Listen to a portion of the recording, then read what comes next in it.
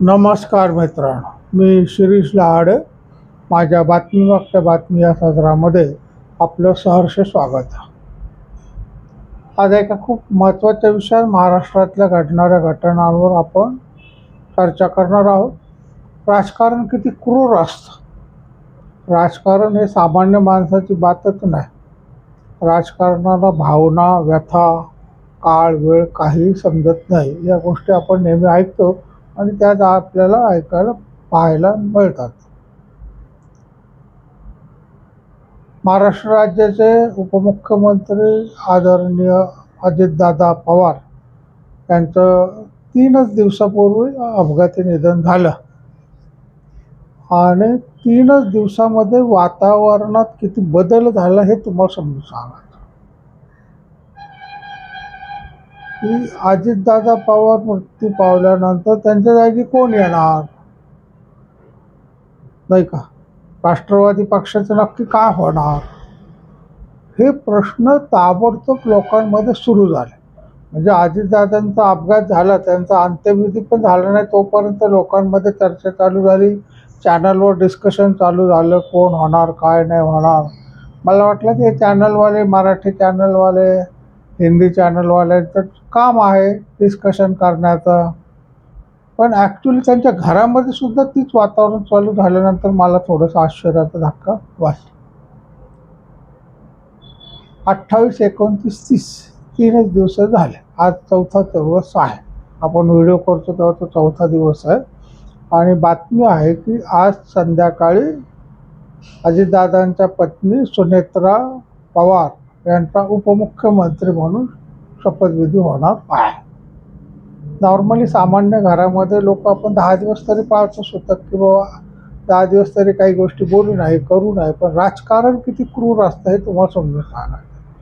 मग सुनेत्राताईंना आजच 4थ्या दिवशीच का बरं शपथविधी घ्यायची वेळ आली, तर हे तुम्हाला राजकारण समजावं याच्यासाठी मला हा व्हिडिओ करायचा आहे. की तुम्ही जर पाहिलं असेल की अजितदादा असताना शरद पवारांची राष्ट्रवादी काँग्रेस आणि अजितदादांचे राष्ट्रवादी काँग्रेस यांचं विलिनीकरण व्हावं अशी सगळ्यांची इच्छा होती. अजितदादासुद्धा त्यासाठी प्रयत्न करत होते. पण अजितदादांच्या काही अटी होत्या, त्या अटी पूर्ण झाल्याशिवाय विलिनीकरण होणार नाही असं काय त्यांचं म्हणणं होतं. घड्याळ चिन्हावर राहील, मीच अध्यक्ष राहील किंवा अधिकार माझ्याकडे असतील तर विलिनीकरण करा, नाही तर नका करू. त्याला काही शरद पवार म्हणा, सुप्रिया सुळे म्हणा, यांची थोडीशी हरकत होती की काही अधिकार त्यांना हवे होते, काही अधिकार त्यांनी अजितदादाला द्यायचे तयार होते. पण अजितदादांचा मृत्यू झाल्याबरोबर तुम्ही जर तिथलं वातावरण जर पाहिलं की सुप्रियाताई सुळेंनी जो पुढाकार घेऊन सगळ्या गोष्टी हँडल केल्या, म्हणजे त्यांचं कर्तव्य होतं भाऊ गेल्यानंतर भाऊजाईला, मोतण्यांना, भाच्यांना सांभाळून घेणं. पण त्याच्यातून त्या सुप्रियाताईंचा पुढाकार पाहिल्यानंतर अजितदादा पवारांच्यामध्ये जे राजकारणी आहेत त्यांचं धाबदान आणलं की असाच पुढाकार त्यांनी पुढे घेतला तर पक्ष ते ताब्यात घेतील आणि मग आपल्याला कोण विचारणार.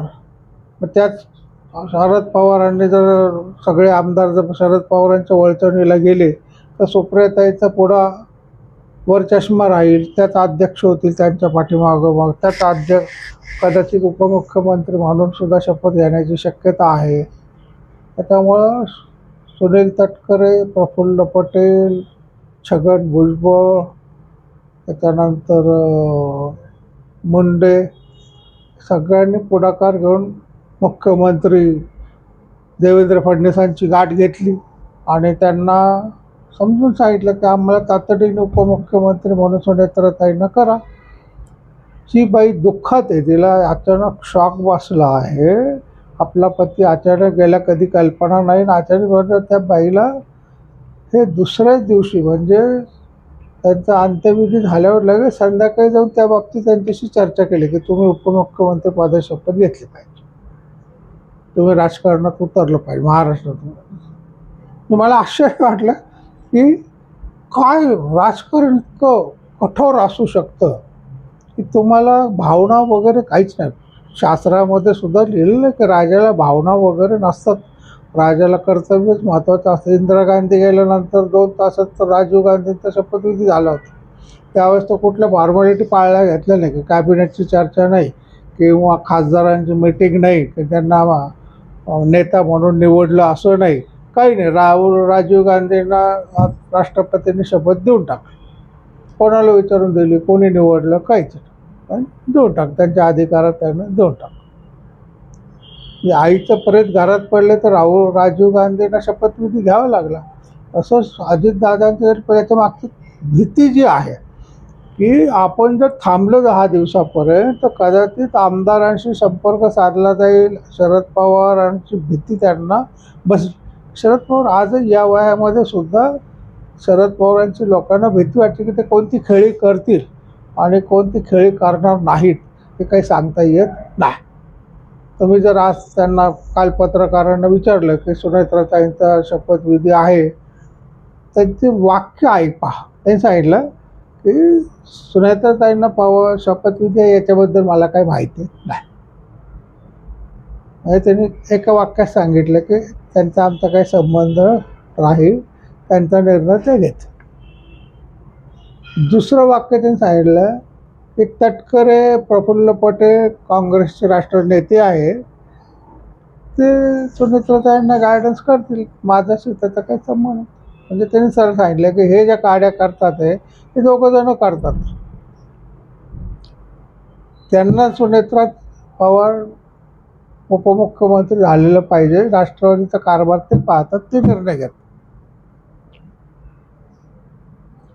म्हणजे तिथल्या ज्या राष्ट्रवादीमधले जे कार्यकर्ते त्यांना त्यांनी सूचना देऊन टाकली की बा या कृतीमागं माझा काही संबंध नाही. तिसरी जी भीती होती की राष्ट्रवादीमध्ये सुद्धा काही जे सिनियर नेते आहेत त्यांना वाटत होतं की अजितदादानंतर आपल्याला उपमुख्यमंत्रीपद मिळावं, आपल्याला प्रमुखपद मिळावं, आणि मग त्यांना कुठंतरी शह देण्यासाठी सुनेत्राताईंचं नाव पुढं आलं आणि सुनेत्राताईंना उपमुख्यमंत्री पदाची ऑफर देण्यात आली. त्यांनी त्याला होकार दिला. आज सकाळी आमदारांची बैठक आहे, त्याच्यामध्ये सुनेत्राताई पवारांना गटनेता म्हणून निवडलं जाईल विधिमंडळाचं आणि त्यांना संध्याकाळी उपमुख्यमंत्री पदाची शपथ दिली जाईल.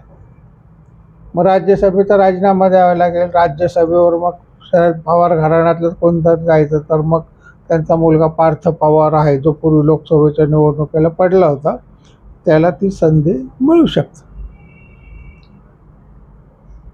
तिसरी भीती त्यांच्या मागं होती की कदाचित देवेंद्र फडणवीस काही खेळ खेळतील का, किंवा राष्ट्रवादीला नमवून करतील का, काही महत्त्वाच्या लोकांना मंत्रिपदावरून काढून स्वतःच्या ताब्यात घेतील का, ही भीती त्यांना साहजिक आहे. राजकारण हे अतिशय वाईट असतं. क्षणोक्षणी त्या माणसाला सावध राहावं लागतं. कोणावर विश्वास टाकला की तो डुबला. राजकारणाचा पहिला नियम आहे की बापावर सुद्धा विश्वास टाकू नये. त्याच्यामुळे तटकरे म्हणा किंवा प्रफुल्ल पटेल म्हणा, छगन भुजबळ म्हणा, यांनी जी काळजी घेतलेली आहे ती त्यांच्या दृष्टीने अगदी रास्त. पण मला समजून सांगितलं तर राजकारणामध्ये माणूस गेला तरी त्याचं चिता विजायच्या आत राजकारण चालू होऊन जातं. हे महत्त्वाची गोष्ट आपल्याला पाहायला मिळाली. आता पार्थ पवारांना फारसा इंटरेस्ट नाही किंवा त्यांची कॅपॅसिटी नाही, पण त्यांना राज्यसभेचं सीट मिळेल.